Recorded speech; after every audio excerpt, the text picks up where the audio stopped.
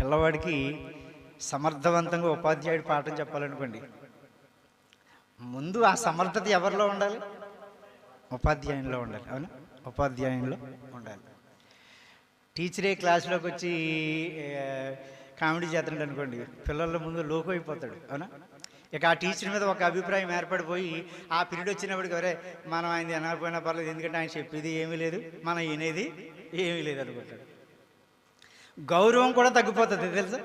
పిల్లవాడు ఎప్పుడు కూడానండి ఎలాంటి టీచర్ని గౌరవిస్తాడో తెలుసండి. ఖచ్చితంగా సబ్జెక్టులో ఎక్స్పర్ట్ అయితే కనుక ఖచ్చితంగా పిల్లవాడు ఆ టీచర్ క్లాసు మిస్ అయ్యే పరిస్థితి ఉండదు. ఆ టీచర్ మీద అతనికి గౌరవం అంతకంతకు ఏమవుద్ది? పెరుగుతూ ఉంటుంది. పిల్లవాడికి ఇద్దరు గుర్తుంటారు. అర్థమైందా? ఇద్దరు టీచర్లు గుర్తుంటారు. ఏది సరుకులేని టీచరు గుర్తుంటాడు. ఆ టీచర్ని చూడగానే ఏమంటాడు? అయ్యి బాబు ఈయన వచ్చేవాడు కానీ మాకు అసలు ఒక మొక్క చెప్పేవాడు కదరా బాబు అంటాడు.